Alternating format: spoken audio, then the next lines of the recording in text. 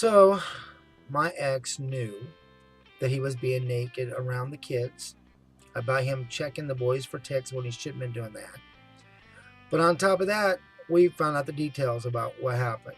And he was touching certain ones, he was touching other ones, he was doing oral on. And unfortunately, we didn't find out until court was almost done. And remember, he had already pleaded guilty, so it went by quick. But we didn't find out till right then that he had actually um, did did one of the kids anally. Okay, that he had gave him a pill, and when he fell asleep, when he woke up, he told him that something white was leaking out of his butt. Well, of course, he knew what it was because he did it while he was passed out. So I think that's one reason why he pleaded guilty so quickly too, was because the more details, the worse it would have been for him. He ruined everything. Shortly, just a few months into his time in prison, his husband died of a heart attack. And I didn't feel sorry for either one. Even though he had nothing to do with it, I wanted him to hurt. So any loss that he had would make me feel good. Even though that guy didn't do anything to my kids whatsoever. You know, I shouldn't have felt that way, but I'm sorry, but I was just so twisted inside. I wanted to hurt this guy. Do you understand? He did what a parent's worst nightmare, you know?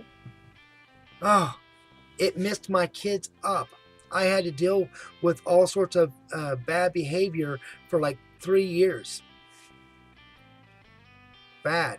I ended up having to put 2 of the kids in a place called a level 8 for like 6 months on one and 3 months on the other because it got so bad. Some of them wanting to kill themselves and just all sorts of twisted things happen because of the molesting, and the molesting can do that.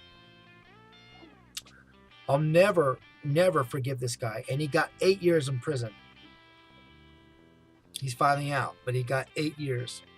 And they said he had to do liquid castration in order to get out. And he said no, and so he was still in there. And so now that he's out, he must have did the liquid castration. He must have, because that was a part of the condition if you wanted to get out. And I hope that that's what happened. He has to stay away from the kids for life, period. But, you know, I was lucky. You know, I got everything back, you know. Seriously, I was so lucky to get everything back. So we got to be in this house, and I've been here ever since. I'm not going to ever leave again.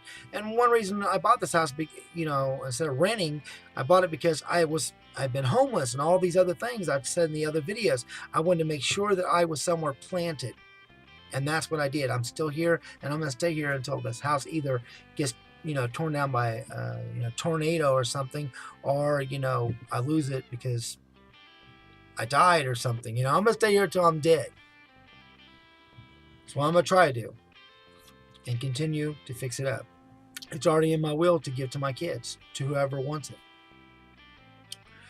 But it's just there was much more detail, but I'm not going to go into any more detail.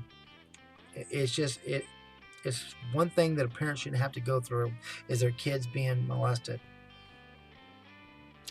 And I hated this man so bad after I found out. But I couldn't believe he got up and actually blew a kiss to my son after, you know, he found guilty, of course, because he pleaded guilty after he was sentenced. Who does that?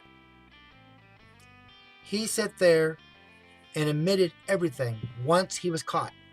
He didn't hold anything back except for that one detail about the pill. So anyway, that's it on this. Thanks for watching, and it's just me keeping it real. Bye.